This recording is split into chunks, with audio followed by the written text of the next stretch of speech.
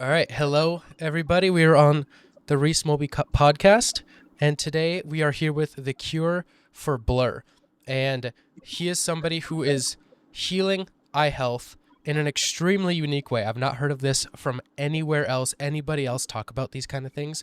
And I think that you are certainly ahead of the curve. So, do you want to introduce yourself a little bit? Sure, thank you. That was a really nice introduction. I appreciate it. Yeah. Well, there are other people I think doing somewhat similar things, or at least um, I could share my story a little bit. Just that I like many people had glasses. One day I couldn't read the board in school, and then my parents took me to get fitted for glasses, and I put them on, and I was like, oh, cool, I can see the leaves on the trees and stuff. And then I just like wore glasses for the next 10, 12 years, not really thinking much of it. It was just like, I'm a person that needs glasses, and that's that. And like most people, my prescription got like stronger and stronger over time, and eventually sort of, I guess, stabilized at around -4 and -3.75.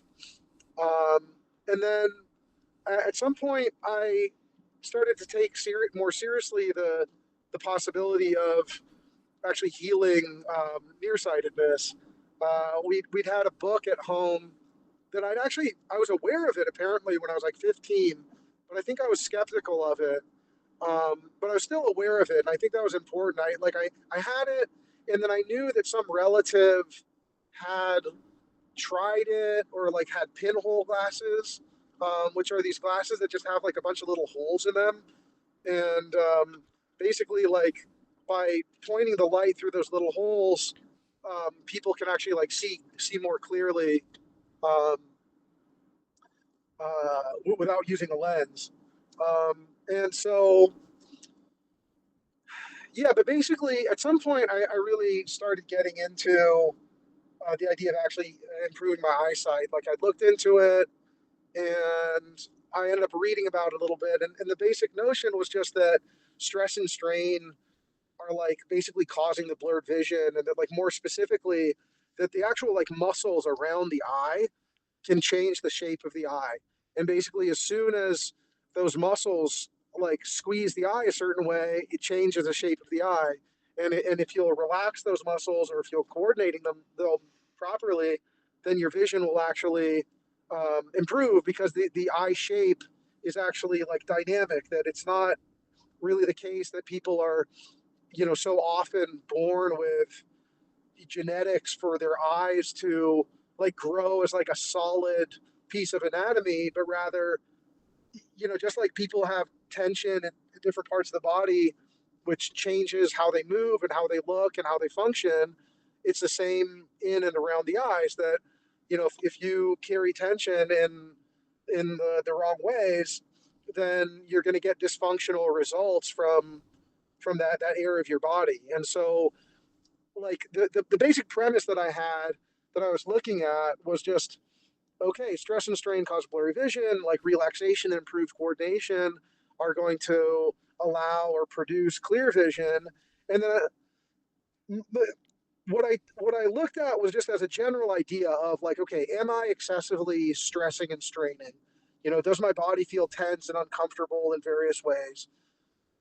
And the answer was just simply yes. Like I could just tell, my shoulders were tense, my back was tense, like I couldn't even sit like on the floor cross-legged, like comfortably. Like and so, it just seemed like an obvious good decision to try to learn how to relax the body and mind and stuff in general.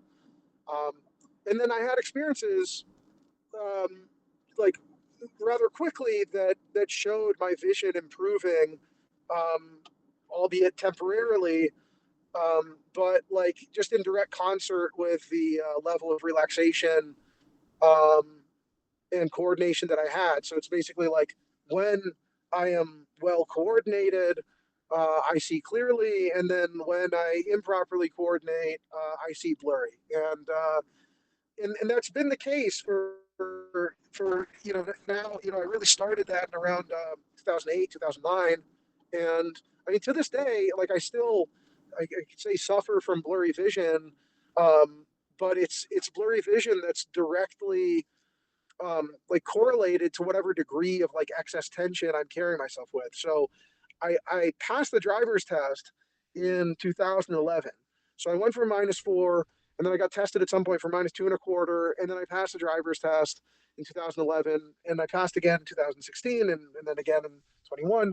Although 21 it was just in the mail or whatever, but my vision's like improved over all of these years, and I'm fully functional. I drive. I do everything, but I'm still learning how to be better coordinated and things like that. But the relationship has just been very stable in terms of when the body's relaxed, the vision's clear. When I carry excess tension, I have blurred vision. Um, and I've worked with people and seen people and seen the correspondence. So a lot of people I've worked with where it's literally within a few seconds or of like as soon as they take off their glasses or contacts and they actually can release some tension in their eyes, they notice some visual change. And you can jump on the eye chart by like multiple steps simply by releasing a bit of tension because the it doesn't take that much of change in the shape of the eye to produce like meaningful blur. So we're talking about like millimeters and fractions of millimeters, which is just representing a few percentage points of like the total length of the eye. And it's just a simple idea that like most people are just not really like clued in on yet, which is just that the muscles around the eye can change the shape of the eye, and if you'll use those muscles properly, your eye can be the right shape. So um, so this is like the physical, but then there's also a lot of psychological that maybe I'll get into. I'll let you Yeah. say something after that long intro. Um, but uh, but yeah, I'll just say that there's the physical, and then there's the emotional component, which was like very big, and psychological and spiritual, which is just like what does it even mean to have eyes? Like, what does it mean to look places? Like, do you control your eyes? Do your eyes control you? Like what is um like what are we doing here? Or like if you're tense, like you could feel it in your muscles, but the tension could be more psychological and spiritual, and that like focusing on that might be more beneficial than saying like, okay, this muscle is tense, so I'm going to stretch in the opposite manner, and that's going to like fix it. And that's just not going to work for everyone. When there's more of a psychological, emotional root. That's something I went into a lot as well. So I'll pass the mic back to you. Yes, thank you. That was a wonderful introduction. And I think it gives a very clear understanding of what is actually happening to people without going too deep. And I do think it's a little interesting because it seems in the more recent generations, there are more and more people that need corrective lenses or contacts or whatever it may be. And this wasn't as like present in older generations. And I noticed just from the outside looking in a little bit, I noticed that it seems like people are more stressed than ever. There's more social media. There's more keeping up with the Joneses. There's more things to do everywhere. Everybody feels like there's a place to be and things like that. So do you think that modern day stress is directly correlated to more eye issues? Yeah, absolutely, and this is just like abundantly clear from the statistics, from the epidemiology, from the lifestyle. Um, yeah, yeah, absolutely. Yeah. So that one, like I kind of had the idea of, I just wanted to see what you think because it kind of seems pretty clear. So what is happening from my understanding, and I have read through the documents in your course, is that your muscles around your eyes are actually squeezing your eyes forward 1 or 2 or even less than that millimeters. So then light is hitting your eye at a different angle than it's supposed to. Is that right? Or is there a little correction to be made there? I think that that's fair enough. Yeah, I mean, like you said, it squeezes it forward. I mean, usually, people are looking at the elongation. Well, actually, it depends. So in farsightedness, it's that the back of the eye we could say is squeezed forward. And then in nearsightedness, it's that the back of the eye we could say is squeezed backwards. Backwards meaning like from the front of your eye, going back. Mm, I see. Okay. So a big thing in like the last few years, and I'm sure everybody with corrective lenses has at least searched it up, is LASIK surgery. What does that do? How does that fix this? Yeah. So when we say how does it fix this, these are very important words Yeah. to Yeah. Does to, it to, to fix really it? go to go. Well, no, because it does on a certain level, which is if we just say, okay, what's your problem? Your problem is that the light isn't focused on the back of the retina. And so, okay, how do we solve this? Well, we could take a contact lens, or we could take glasses, or we could take LASIK surgery. And so LASIK surgery reshapes the cornea, and then it makes it so that the light, ideally would be falling in the proper location, focusing on the retina. um, but like there are multiple problems, which is uh, like what's actually going on with a person's eyes in general. Like why is it that their eyes are either elongated or shortened? And from my understanding, it's not like it's a general health problem that corresponds to stress and strain, that corresponds to not being outdoors enough, that corresponds to um, uh, breathing issues, which corresponds to neck tension, which corresponds to back tension, which corresponds to fatigue, sleep issues. Like all of these things are like connected to this issue. And so, the idea that you could just put on lenses or lasers as like inadequate fix is really short-sighted. Forgive the pun. Yes, I definitely understand what you're saying. And yeah, I related a lot to in your introduction when you were giving your story about I was in class one day and I realized I couldn't see the whiteboard. I think I realized I had to get glasses, not because I knew that I had to, but I went in for like the school vision tests in kindergarten. And then they were like, oh, you need glasses. And I put them on and I've had them since. And it was only until I got into a more holistic health and kind of taking back my health and learning how I can be healthy, how I can give healing to my body and support my body so that way it can do the healing. I didn't even think about until then how I could heal my vision alone. And I have heard a lot in kind of the holistic health space that other things like, well, this would relate to your work, is reducing stress, but also sun gazing and cutting out artificial blue light after dark and aligning with the circadian rhythm. How much does that play a part? Um, Yeah, I mean, there's very, I think, strong correlations between people that are spending more time outside and better vision, and then people that are spending more time indoors and worse vision. But I, I think that people are maybe freaking out a little bit too much about light. Um, and I mean, I do think that it's very, and I think that ideally, it's late at night, and that we don't have any light basically when we're trying to sleep. And that's something that I advocate for. Things like blackout curtains, and not turning, not having any lights on. Not even like the little light of a smoke alarm, or the light on a I almost said VCR. I don't know if anyone knows what that is anymore. But like on their whatever, on their hologram projector. Yes. Um, Or you, you alarm know, clocks. That's a uh, that's an annoying one for yeah, me.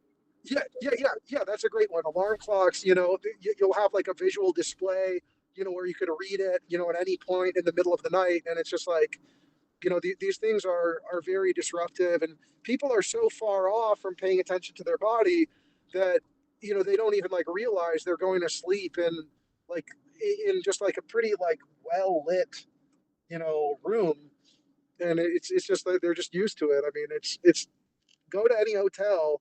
Almost all hotels, it seems, have tons of lights in the rooms. It doesn't matter like how expensive the hotel is. They're still not going to give you a dark room to sleep in because it's just like not enough of like a known value. Yeah. So So normalized. yeah, Hmm. yeah, Yeah, I found that personally for myself as well. Any little blinking light or something coming in through the window, or a screen like little what do you call it? Like standby light where it's just a blue light that's just there because your TV's not on or something. Like those things like kind of drive me nuts when I'm laying down to sleep. And they never used to. I always be was able to sleep with a little bit of light coming in and I didn't mind that. But since I started going like pitch black sleeping, now it's like any little thing coming in like is in my awareness and I care to take that or to solve that problem.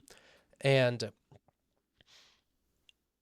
I've heard that like the color green is naturally calming to your nervous system, and that goes back to like being outside and the correlation between people who spend more time outside and have better vision than people who spend time more inside have worse vision. um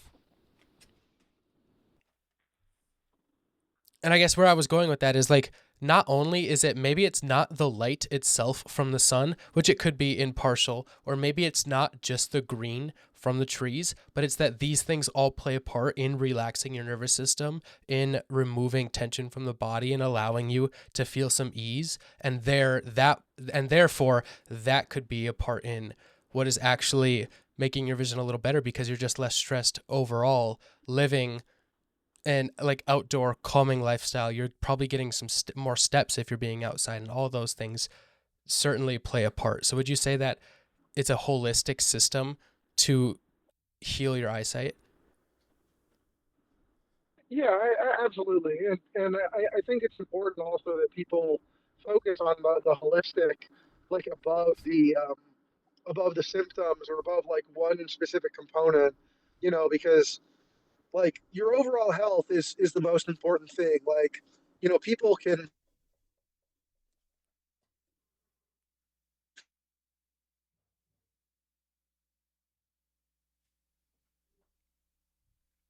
You may have just cut out for a minute if you can hear me.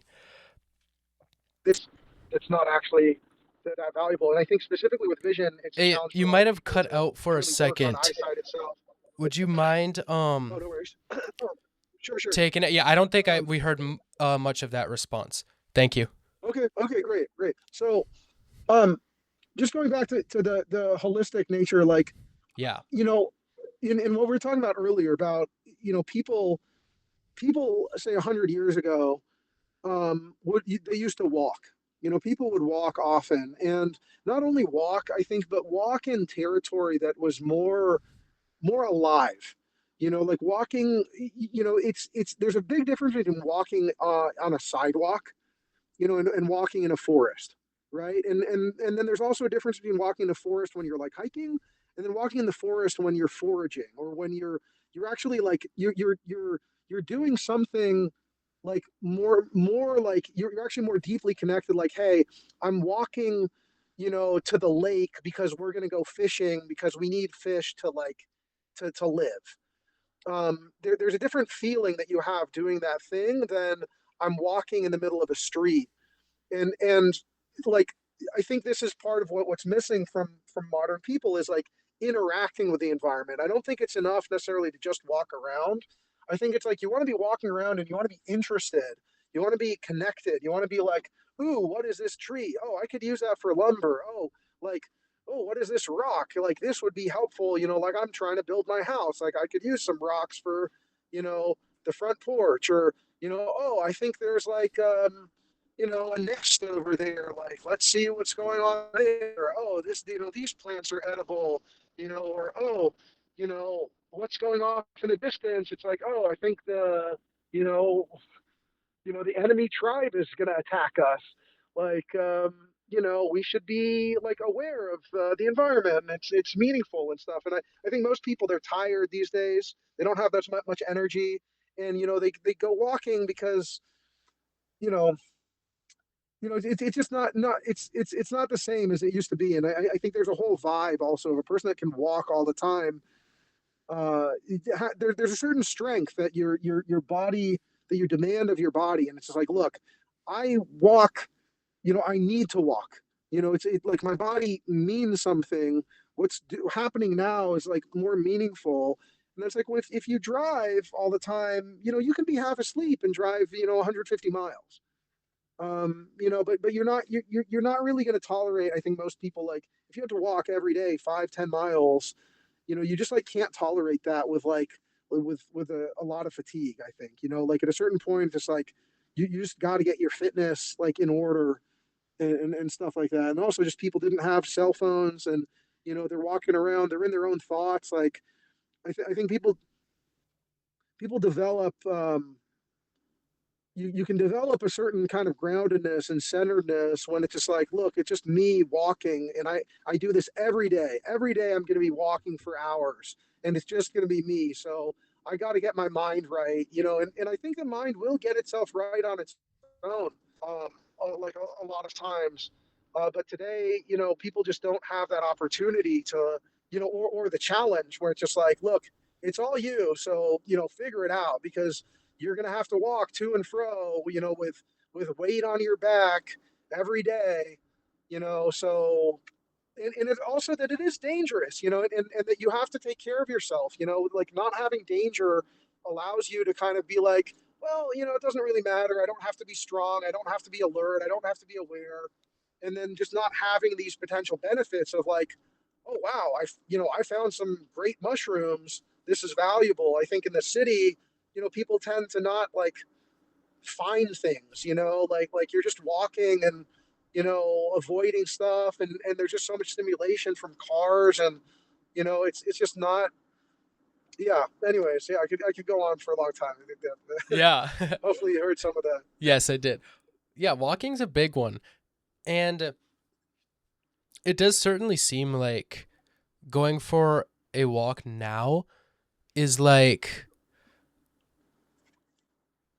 a very like maybe relaxing or kind of relaxing thing, or time to go inward or just be in your head with your thoughts. Like I really enjoy walking to do that, but where the disconnection has happened is where like our ancestors and things like that, they were walking with intent and with purpose and with a mission, and they had to be aware, and they had to make sure they knew what was surrounding them and what opportunities that they could have on that walk. Whereas now it's like, okay, I'm walking from my house to work, or I'm walking just around the block that I do every single day in my neighborhood, or something like that. So it's kind of became less of an active activity. It's just more of like a relaxing activity, is what it sounds like. Yeah, I mean, hopefully, Yeah. I think a lot of people, are not like, I mean, even for me, like I had to train this, and I think fitness is big as well. Like I think it's pretty rare now for someone to happily walk even 1 mile. I think most people at this point, the idea of walking a mile is like considered to be like a pretty meaningful inconvenience. Yes. That's what it seems like to me. I remember I don't know if you knew this or have read anything on my Substack.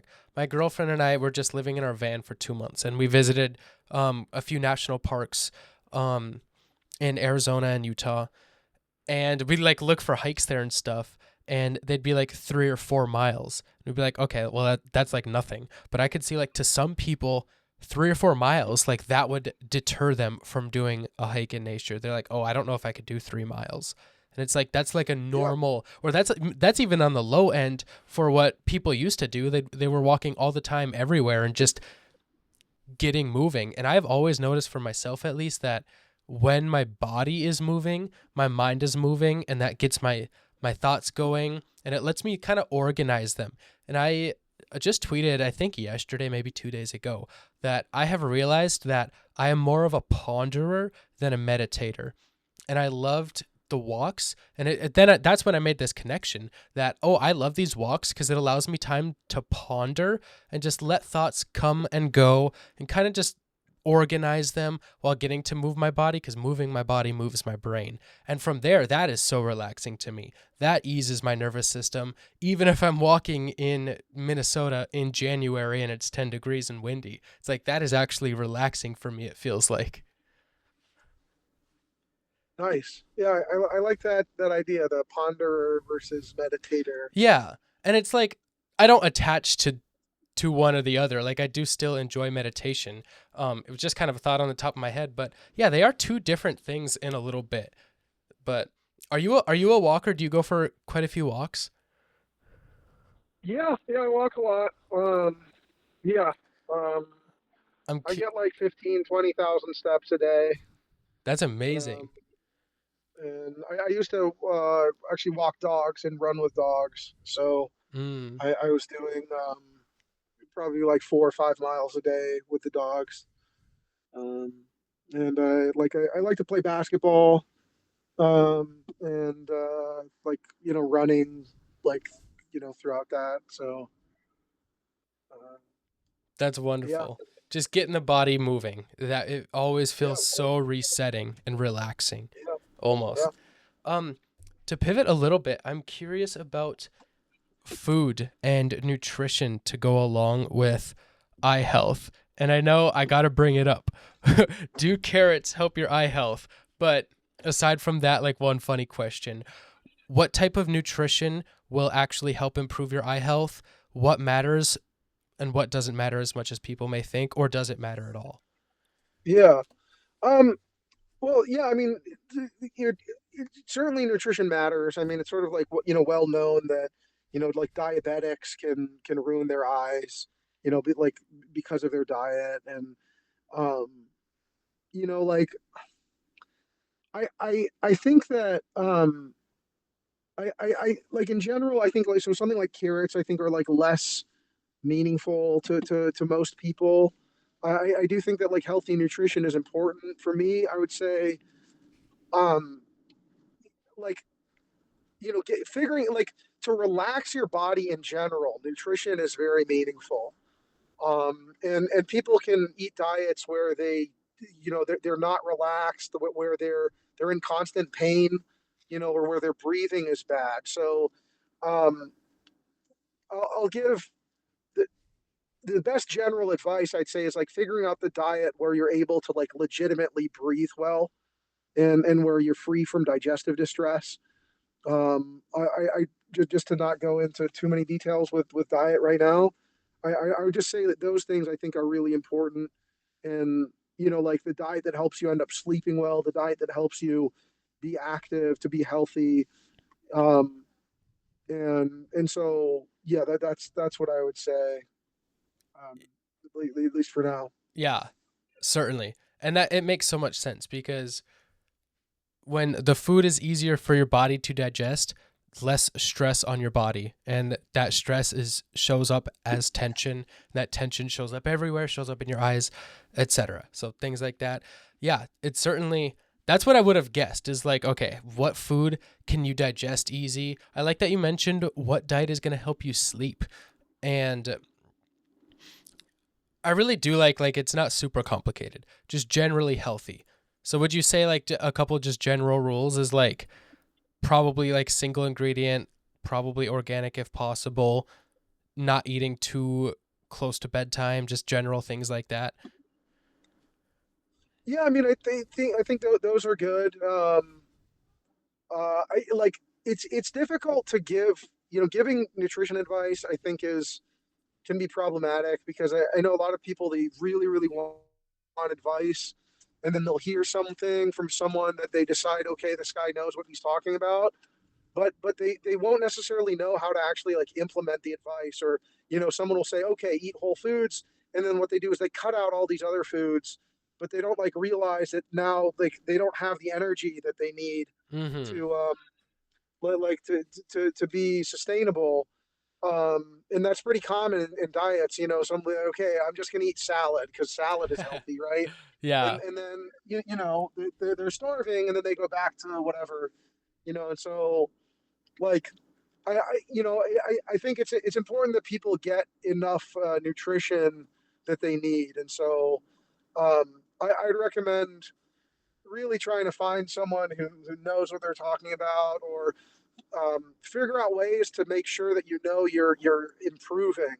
Um, that's why I really like things like exercise, or I mean, with the eyes, you get this biofeedback, at least like partial. This isn't, I wouldn't say it's necessarily the end all be all for like your health, but like if you can track things that are improving, it's a decent sign that you're doing okay. So like if you're getting faster, if you're getting stronger, if you have more energy, then your diet is hopefully probably like on the right path, at least in some ways. Hmm. If you're getting weaker, if you can't put in more time, in in vigorous activities, then you're probably there's something off about what you're doing. So that's why I really love having like physical outlets where you can really see like, hey, the other day, I was huffing and puffing. Today I'm sprinting. You know, the other day I was lifting, whatever, 40s, now it's 45s, or, whatever it is. Um, like I think these are strong things to look at. And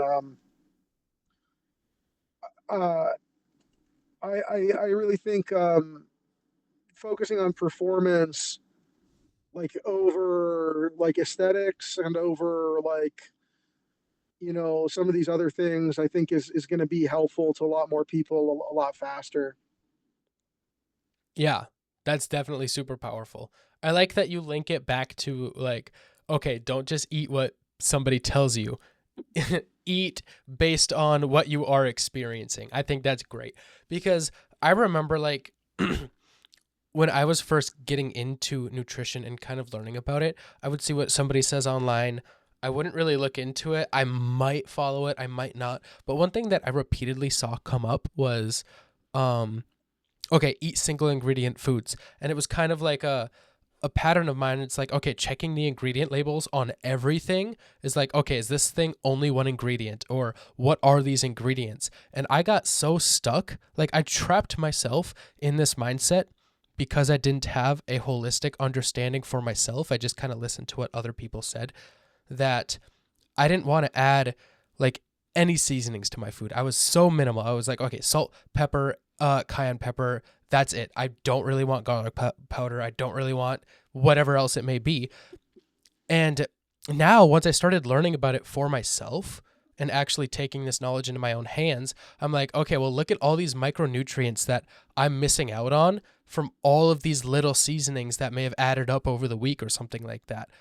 So I've started incorporating those in more, getting a lot more micronutrients, and I've been feeling very great. And that's just one example of um how it's like, don't always just listen to what other people said. Experiment, try different things, see how you are feeling.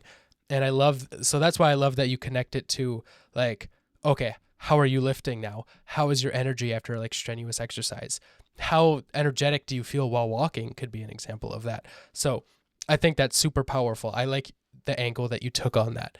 I am curious, as you mentioned at the beginning of this, to get into more of the spiritual side of the eyes and the eye health and what it means to have eyes. I was super excited as soon as you mentioned that. Cool. Yeah. Um, Yeah, do you want just to want to give just a do a riff quick, on that, yeah, or just a yeah, quick introduction, and maybe I'll have sure. some questions following that. Okay. Awesome. Yeah. So yeah, I mean, it's an amazing thing ultimately, I guess. Like, like, where are you right now? Like, why are you looking where you're looking? Like what if you look somewhere else? Like, because like, I'll give a story. Awesome. Or say, like one of the things, so I was kind of shy growing up at certain points, and sort of for a long time. And like one of the things about being shy, Like think about how a shy person uses their eyes, right? It's different, right? What do? They Hmm. look down, they look away. Their head is kind of bowed, their shoulders are rounded. You know, they're not outgoing, right? Right? Like there's certain behaviors that they're not going to dance as much, or they're not going to be, you know, as assertive in certain places or whatever. And so it's interesting. There's this eye component there where it's just like, let they couldn't be shy and be staring people in the eyes, right? Like at the same time, Yeah. and so it's just like, well, there's an eye component here. Or you think about like, when you're angry, and like once like, hopefully you don't get too many death stares, but it's just like people can look you in the eyes in a way that it's just like, does this person want to kill me? Like they seem very angry. How do I know that? Because of how they're making their eye contact, because they're persisting with the eye contact, because they're not smiling, they're not laughing, like whatever. There are these signs that they're really angry at you, or like, if someone's really attracted to you, they look at you in a certain way. But so that like there's these components of our life experience that are connected to how we use our eyes. And so um some of my experiences were around like shyness, and it's like, okay, there's a girl that I like and I'm afraid to look at her because I'm like because I wasn't confident enough to like kind of follow through. If I look at her, why am I looking at her? Like what am I, like why, like if so to sort of expose my past neurosis or whatever. It's like because I was afraid to tell her that she's beautiful, or to indicate my interest in some other way, I wouldn't even let myself look at her, because then I'm like, it's just going to be awkward. you know and then at a certain point I just started to recognize that there are situations where that person does like me, or that I just need to relax and let things flow. And um, over time, I realized that situations that I'd previously thought were unsafe are actually um, are very safe and good. And although to go even further, with like the spiritual stuff, there's a whole nother level. Like you could think about lust, and think about how lust is actually something that you might want to protect yourself against. And so, like, even though your eyes, because your eyes can be drawn to, just some wiggles, like something, there's a certain shape that you're just kind of like, I like that shape, you know, Yeah. and you could let yourself be pulled in that direction. And if that person finds you appealing as well, you could you know like this could turn into something. Maybe that's turning into a beautiful love story, or maybe that's people being unfaithful to their partners, and like a marriage is ruined. And you know like social unrest or something as a result of people not controlling their eyes and controlling their feelings. So that's something that I think it's so amazing to really think about, because it's like we can have such strong feelings. Like, look, she's so beautiful and she likes me, and my heart starts to pump a certain way. I think I love her, and then you potentially can also be like, no, no, that's you could sort of say your eyes are fooling you, or that it's just like this is your animal self or something. And I don't have all the answers to this as to like like what's the deepest, like truest, truth here. Different, there's different places that have different, value systems, but it does seem at least that there's, we must control ourselves in many situations. um, and then also it's that we mustn't always control ourselves, like and they're like, we want to be in flow at certain points, and to be real and raw, and to express ourselves, and be like engaged in like the beauty of life. And I think if we're like constantly kind of like questioning, it's just like, oh yeah, I do see this is beautiful, but that's just my eyes, and maybe it's not actually that beautiful or something. I don't know. Although we could, this is one of the things, thinking about is like what is beauty, right? Like how often do we experience beauty? I'm looking at a tree. Is it beautiful? How much beauty should I experience looking at it? Why don't I experience more beauty? Is it because I am not interested in the tree? Is it because I'm too tense to recognize it? Is it because I'm in physical pain, and when I'm in pain, it's tough for me to just appreciate beauty? Um, so I mean, there's just a lot of components here that can really change like how you experience life. There are people that see beauty all the time, and they feel like, wow, the sky is beautiful, and it's pretty much always beautiful. The sun is always beautiful, like the snow is always beautiful, flowers, people, whatever. And then there are people that are going to be like less, visually engaged and stimulated, and for various reasons, ranging from being in constant physical pain to, just not, like interacting with the world this way. And part of it has to do with your eyes. Your eyes are framing your view. Um, yeah, I'll pause there. Yeah. I love that. Thank you. I Yeah, definitely do yeah, see myself falling in that category of like, wow, the sun is always beautiful. Anytime I get to yeah. see the sun or like the snow or like look at the trees, like I'm always finding, my friends have joked, it's like, wow, Reese, you are so good at finding like excitement in the mundane. And I'm like, I don't know. I love it. Um, I certainly see the eyes as like an energy center a little bit. It's like it's a way to direct your energy and it's a way to take in energy because you can interpret it in two ways. It's like looking like using the example I just said. It's like I see everything as beautiful. That's my eyes taking in that energy. It's receiving that. But then also, like you were describing, it's like you can have that like flirty look across the room, or you can get that death stare, and that is you directing energy with the eyes. So it's really feels like the eyes are such crucial energy centers for both giving out and receiving energy. And then from there, well, who knows what, but that's just a thought that I had.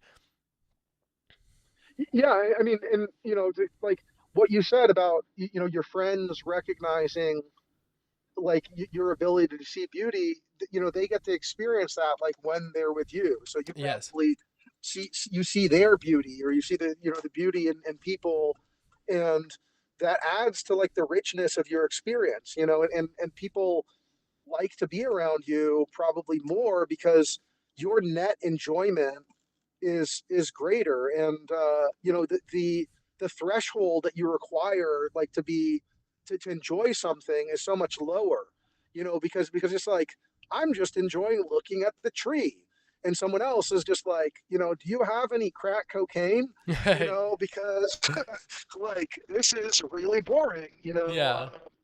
Like I need some stimulants. I need to see explosions. I need to see, something has to happen. We have to be doing something. I have to be distracted. And it's just like, have you seen your hands? Those are pretty cool. Mm-hmm. Yeah, that's literally something that. Are you there? Do I got you? Yeah, yeah. I'm here. Okay, cool. That is, yeah, literally something that I've done. It's like just finding all the details in a tree or in my hand or in the sky or something like that. And that's just something that I personally enjoy. And maybe that's not for everyone. Maybe that doesn't always have something to say like with their relationship to their eyes. Maybe it does to some extent. But yeah, I do just really enjoy that. I do I would like to bring it back to practical a little bit. So somebody um listening or somebody currently with glasses like me who is into maybe healing them or they have some holistic health journey and maybe their next step is healing their eyes or working on improving their vision. What do you recommend? What can people do that is simple that will help them relax themselves and ease some tension? Um, so I think firstly to really understand that vision is very important for functioning, and if you are going to be driving, if you're going to be operating machinery, if you're going to be making decisions that relate to your eyes, it's really important to be safe and legal. So, um, don't just kind of like, well, I'll just try driving without my glasses and hope Yeah. for the best, or something like that. Yes, certainly everybody be safe and trust yourself too. Your glasses or Yeah, whatever they may be are right there. You've had them. You can do this on safe time. yeah. So yeah, I mean, I recommend people taking off the glasses though ultimately, and the contacts, and spending time without it, and really like feeling things out. Like I guess I like to try to tell people to first kind of like question the premise. The idea that, okay, do you have excess stress and strain in your body? Does it feel like your eyes maybe are a little stuck? You can do figure eights. Close your eyes, do some figure eights with them closed, and just notice, do they feel a little more tense in certain areas than others? And then see if you can kind of relax that, and relax your neck a little bit. Notice, is there any potential for a more relaxed neck? um your shoulders, is there any potential? And just kind of like breathe life into your potential, like not just the potential right now, but kind of thinking like, what were you designed for? Like, what is your body's design like capable of if you use your body like like better, if you give your body more of what it needs and less of what it doesn't. Like, see if you can really ask that, and see if that like gives you something. Hopefully you get a little bit of a feeling like, I'm capable of more than what I'm experiencing right now. Like, I know that my body can do more than what I'm doing right now. And if I did less of certain things too, that's a big component for me, is like, you know a lot of the healing is by doing less. It's by letting go of trying in certain areas. It's by like accepting that things are better than you thought they were. um that's a huge component of like my practices. A lot of them are based on standing, sitting, lying down, walking, just like learning how to do these things at a much like higher level. Like I like thinking about these as opportunities for peak performance and peak experience. um that's like a huge concept. If people can um can really aim for that, um that's a big one. But yeah, I mean, like learning how to be more relaxed. Most people, if you've worn glasses for a long time, like if you need glasses to drive legally, then odds are, like it's going to take some steps. Or maybe I don't want to say odds are, but for at least many people, they're not going to instantly just like blink, unfortunately, and then release the eye tension. Although that is something to be open to and to consider. Like Of when you're course. thinking about tension in your body, especially it's something that you feel is related to your psychology. It's related to how you carry yourself. Because we're used to being a certain way, and there's a question like, are you like ready to be something else? Are you ready to have a different personality to some degree? Mm.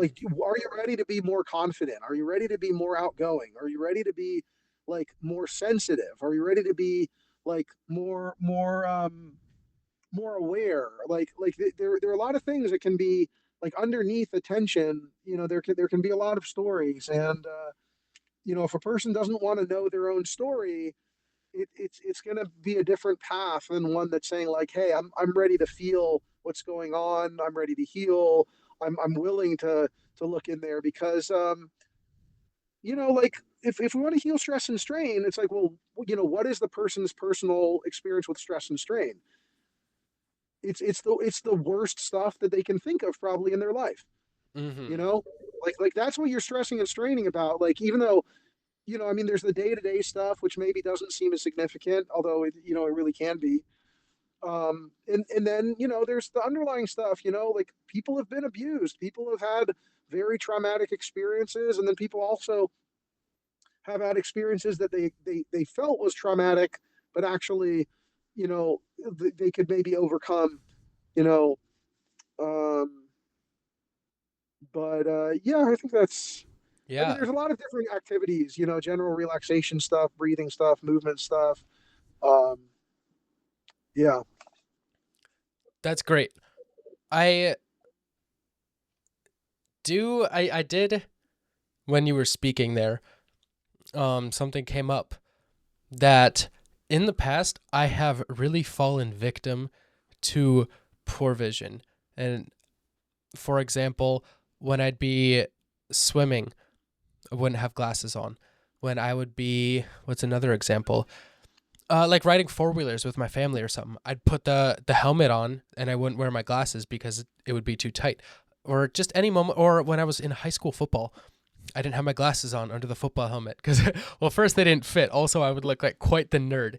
But Hmm. I would always like fall victim and beat myself up, and I'm like, oh fuck, like I can't see good as good as somebody else right now. It's like, oh, I hate this. Why can't I see good? And it sounds like that is certainly not the formula that you want. And it's really Hmm. going back to what we were saying a few minutes ago about like, wow, how powerful are my eyes as this energy center? And even though like yeah, it's a little blurry. My vision is still there. I can still bring in and give out this energy through this extremely powerful energy center with my eyes. And it's like, wow, this is a gift. I get this. And now I am ready to step into the identity of somebody who is powerful and who can see with very little or no blur and things like that. So I think that's something super powerful for me personally is like I'm not a victim to this. It has happened to me, but I'm not a victim and I am now ready to step forward. So it sounds like a big part of it is shifting that identity up into the new version. Yeah. Thank you. Thank you so much for saying that because that's yeah, that's very important. And like with regards to not being a victim, this is I think maybe even better than what I was saying before. Like people, like most people, if you have blurry vision, you have some feeling of being like somewhat disabled, or maybe Mhm. not disabled, but like just like you can't do certain things, or people will say I'm blind. Even though they're not actually technically blind, Yes. they'll say I'm blind without my glasses. I can't do anything. I feel like I'm underwater. Some people they'll even get nauseous. Like it's and I had a -4 prescription, by the way. So like I couldn't see someone's facial expression from like 6 feet away. Mhm. So like I experienced it's that's a decent amount of blur. Like I couldn't drive, until I improved my eyesight, like safely, and I had a bunch of issues, like reading things from just a few feet away, and but um, you know I so I had an experience. My glasses got knocked off my face playing basketball, and then I kept playing without them, and it turned out like I could play just as poorly without them as with them. Um, but what I recommend to a lot of people is to just, especially say, well, okay, actually, I'm not going to say the especially, but uh, and everyone that doesn't have that currently feels like they need to have glasses, I think it'd be really worthwhile to spend some time without your glasses and just try to make the most of it and try to relax about, hey, look, if this is as blurry as my vision actually is without glasses, let's at least get as like relaxed and confident and capable as though this is what we have, so that it just like decreases our sort of our feeling of reliance and our feeling of fear of, oh, what if I didn't have my glasses? I'm totally blind without them. I'm totally dependent on them. It's a feeling of like weakness that I think a lot of it is more wrapped up in the fear than in the reality of what you're capable of with blurry vision. I mean, like, remember, people that are fully blind can live lives. They can they have jobs. They can work. They can navigate space. And for most people that are considering like eyesight improvement, they can they're making out full on like they can identify people, they differentiate, they can read, they can do so many things. And I've talked to a lot of people that will just say, oh, I'm blind without my glasses, and I'll be like, you have a -1.5 prescription, like you're like pretty close to passing the driver's test without lenses. Like Um, but yeah, just like really learning how to be like, okay, this is where I'm at. And then I think what people will find is that it doesn't feel like that's where you really are. You do feel tense. It doesn't feel like it's like that you're at a state of relaxation and it's just like that's just what your eyes produce because that's like what they are, but rather no, my eyes feel tense, I'm tired, um you know whatever, my back hurts, like a bunch of different things. It's like, okay, so there's something to deal with like in the moment. And like my thing is just about like trying to deal with things in the moment, like what's going on right now, what can we do to make it better, what happens when we make what's going on right now better. And the answer is like that there are some kind of noticeable results, and the eyes are like an amazing place for that because it takes very little to fuck them up, excuse my language. And it doesn't, it doesn't take that much to fix it as well. It is actually a thing that, there's a phenomenon called the clear flash, which comes from like the Bates method, which is that people just for an instant will just suddenly see totally clearly. And then they'll go back to, basically whatever general level of blur they have. I experienced this many times. Many clients and just people in general that have tried to improve their eyesight experience this as well. And it's like, well, what could explain that?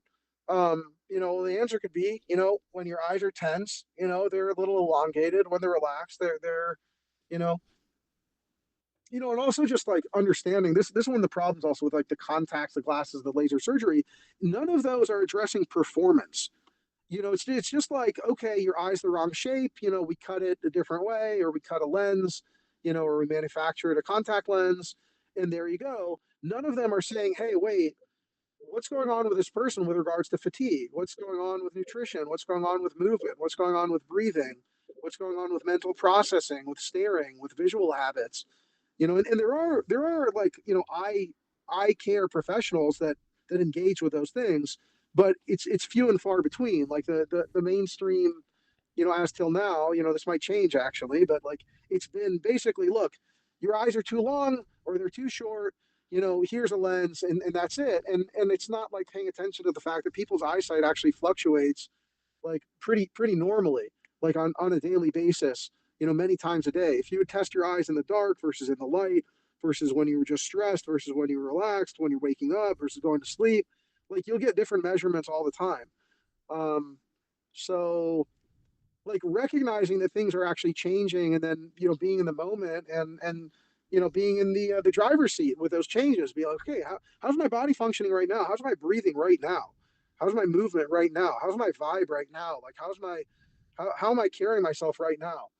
Um and like doing something with that, and if you do something in the moment with your glasses off or contacts out, and you pay attention, like you should notice that your clarity is going to vary based on like how well you're breathing and moving and vibing. Yeah, just checking back in with yourself. Like, hey, how am I doing right now? How relaxed am I? Little things like that. That sounds super Yep. powerful. Yep. Um, I'm curious. I remember when I was a little kid, this just popped back up during this conversation. In the eye doctor, and the lady who handed me my first pair of glasses is like, um keep reading, that's really good for your eyes. Do sudoku, like little eye like puzzles, like using your eyes, that would improve my vision. Now she didn't suggest to do that without my glasses, but is using your eyes to do like maybe work in quotes without your glasses, will that actually help make a difference, or is it more just about that relaxation that we've been talking about, um or not so much of I a mean, difference? yeah, I don't know exactly what to say. I mean, I I think that like our eyes, can like our eyes ideally see well up close and far, and like respond to our usage. And um, I mean, I think it's good to use our eyes. Um, I mean, the question is how, so if someone's straining their eyes to do a thing, then it seems like that produces blurred vision. and if they do a thing in a relaxed manner, that seems to be helpful. I think it's very good to be like really honestly engaged in what you're doing, Mm-hmm. and not fighting yourself. I think this is one of the biggest culprits and sources of blurred vision is people doing things they don't want to do. Like I don't want to look at the board the teacher's telling me to. I don't want to look at the screen, but that's what the job tells me to do. And then I think you have this inner conflict, and you start to tune out the signals that are saying, hey, you're in pain, like this is not good. And then because we can ignore pain, you can ignore pain for a very long time, and then you just become numb to the feeling in that whole area, and you don't expect to feel good in there anymore, and then you don't pay attention to it, and then you just kind of like move on autopilot. um, or I shouldn't say you, like people do, Yes. so um, or people can do it that way. And so yeah, I find that like the phrase "a sight for sore eyes." That's a real thing. There are things that you could look at that will they will invigorate you. They'll revitalize you. There are things that you'll be like, wow, that's so beautiful, and that by like letting go into seeing the beauty, you actually relax your eyes because you're having an experience, and you're not like deliberately trying to do the thing. So like a lot of times people are deliberately making themselves read the book or read the board, even though part of themselves is saying, no, I want to close my eyes, I want to look away, I want to do something else. um so like getting um what's the word, clarity.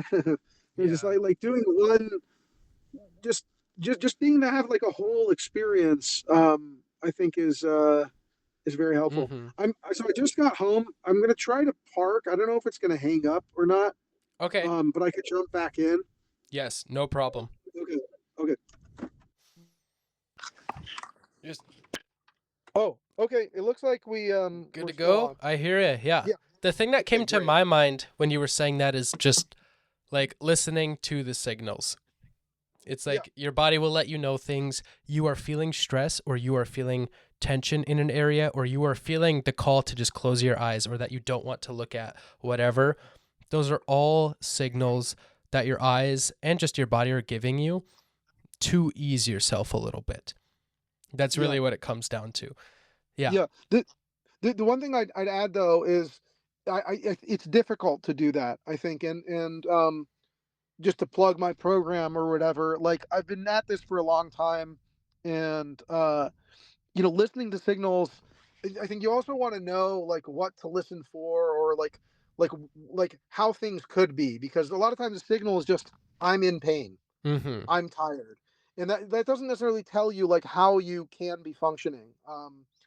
So that's why I recommend like um something like martial arts, or something like a sport where you can, and where you're getting training also from someone who has really good biomechanics,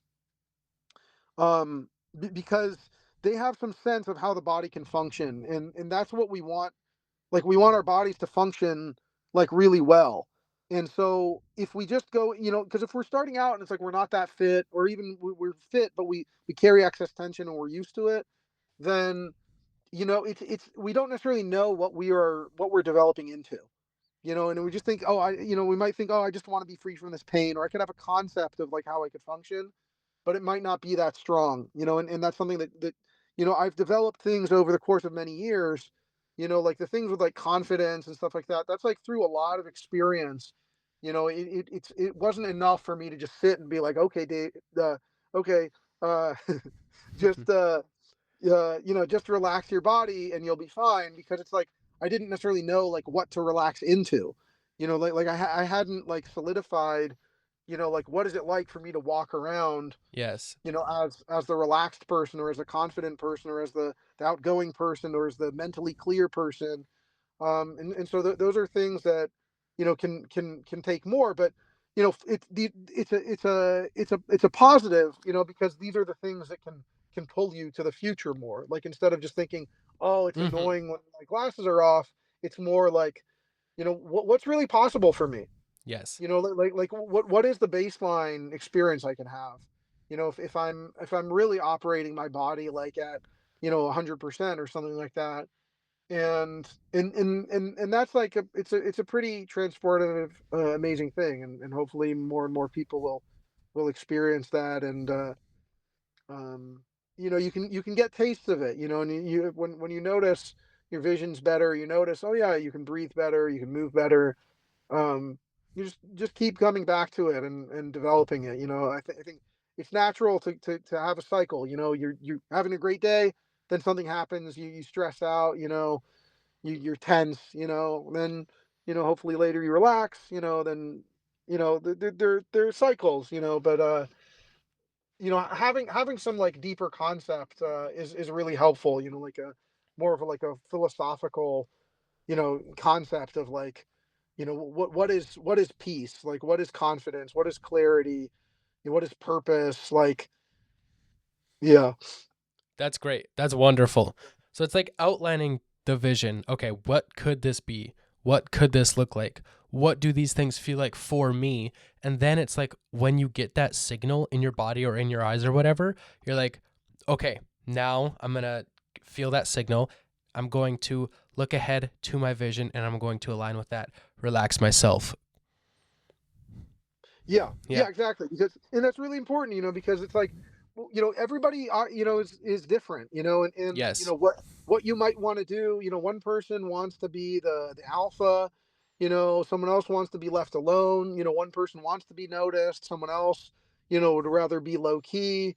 You know, One person wants to not be angry, someone else wants to express their anger, and hopefully in healthy ways. But there's just like, how you really feel about how you want to develop is so personal, and um this is why part of my approach has not necessarily been like, okay, you should do this every day for 20 minutes and this or that.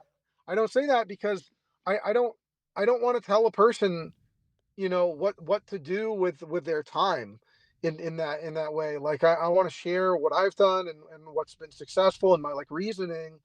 But like, I don't want to tell you like how to use your eyes. Like, this is, it's a very personal thing. Like, your relationships are really connected to that. Your emotions are really connected to that. Your interests are really connected to that. And like, to really give like a strong sort of firm advice, other than like saying, hey, like, you might want to avoid certain things, or like, okay, don't turn the lights on when you're trying to sleep or something. But Hmm. um but yeah, like really getting into people's patterns, I think, is yeah. I But love that. I think yeah, that's a great. super powerful value for you to have. I really respect that in what you Thank you. do. Yeah. I'm curious. We can kind of wrap it up pretty soon here. Is there Mm. anything else that you wanted to touch on or think is important to be said for people? Um,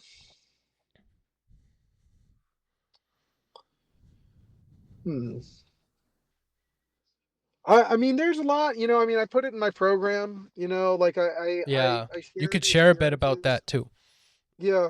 Um, yeah, I mean, the program, what I like to say is, if someone was able to listen to this conversation, and, hear me, like talk at length like this, and they felt it was good, then I think they'll like my program, because the program is, it is stuff like this, but it's also, going through, specific practices that I've found to be holistically beneficial, like, to really like extreme levels. That it's a lot more than just vision. It's athletics. It's emotional stuff. It's relationships. It's how you move in all aspects of your life. It's processing stress, and being better at it. It's handling your emotions.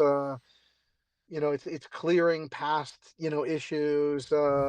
it's emotional freedom, it's confidence, it's like it's unlocking things like public speaking, like dancing, like dating. It's just better breathing, better digestion, better self control, like all kinds of things like that are like part of the thing. And it's I found ways to just like integrate these practices into things that you're already doing.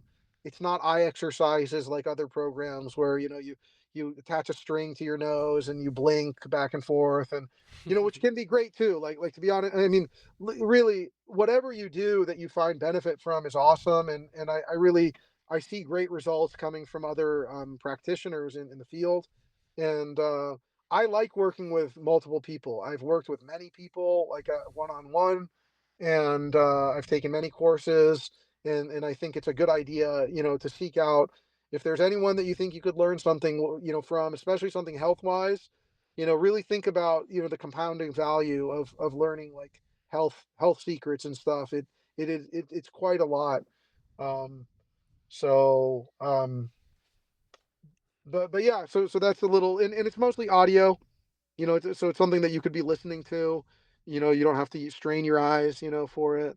Hmm. Um, and I enjoyed making it. I had some really amazing experiences. Like I'm serious about the peak experience and peak performance in the basics of living.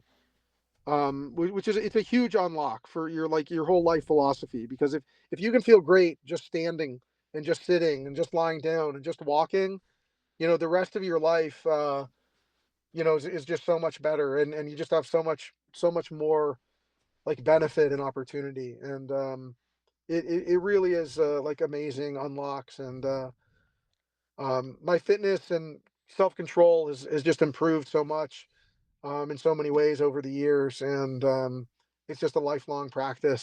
So um yeah, and so I guess it's available at thecureforblur.com. And yeah, so that's what I could say. That's Thank you so wonderful. much.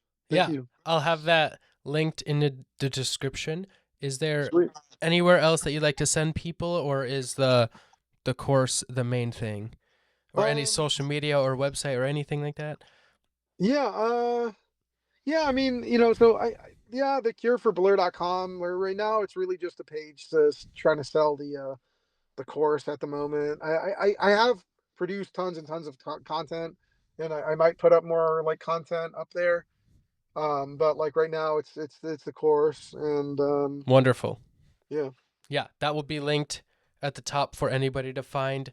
I have taken it and I've gone through it, and now I'm even more inspired to go back and implement those practices more often and really take care of my eyes in a holistic way. So I really appreciate you getting on this conversation with me. Thank you for your time. I Yeah, really likewise. appreciate that you did this on your drive home. And Oh, I'm assuming you drive home not wearing glasses.